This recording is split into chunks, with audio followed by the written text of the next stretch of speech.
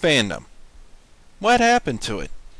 It used to be something funny, or to crack jokes about, or give something to talk about, or to debate about.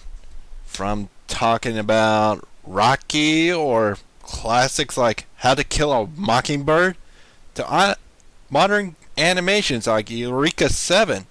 And everybody had fun. And they thought it was funny to laugh and joke about it. But until one had to come and take the definition of fun and dumps it in front of a pack of rabid dogs and had to maul it into several different pieces.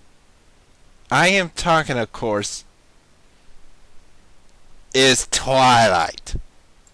Now, I haven't read all said 4 books, and the only reading I do is non-fictional educational books, philosophy, manga, and some comic books. I know, it's sad.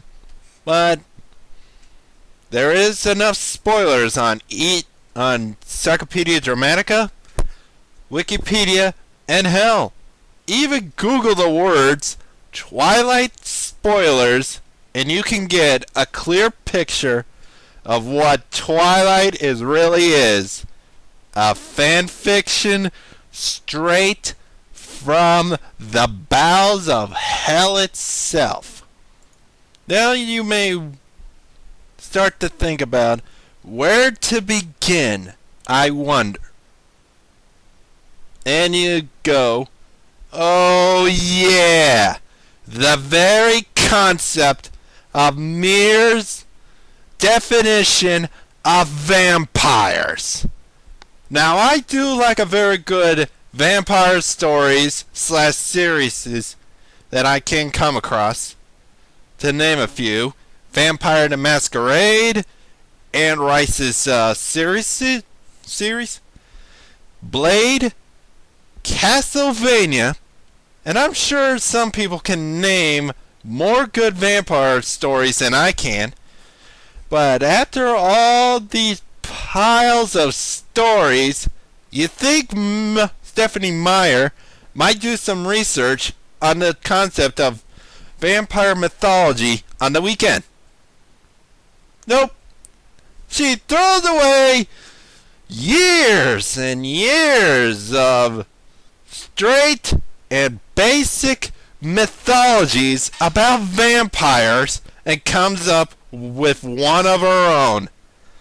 Sparkling vampires. But here's the real meat of the entire rant. The real meat is the entire fan base itself. Not even Sigmund fucking Freud could even figure them out with a fine-tooth comb going all over their profiles just to figure out what the fuck is wrong with them. Couldn't even figure them out.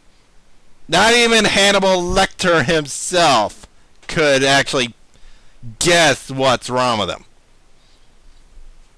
I can't explain the entire crimes that the fanbase has done, but there is this site called TwilightSucks.com, and I'll put it in my description box just for everyone to see if you're curious about that. But anyway, it details so far all the known attacks from these disturbed fans. For instance, multiple accounts of assault, injuries, verbal abuse, a few cases of sexual assault. Yeah, I know, that's sad. But here's what gets me. The real thing that even Steve Wilkos locals could even get pissed off about is these plenty accounts of attempted murder. Yeah, that's right. I said it. Attempted murder.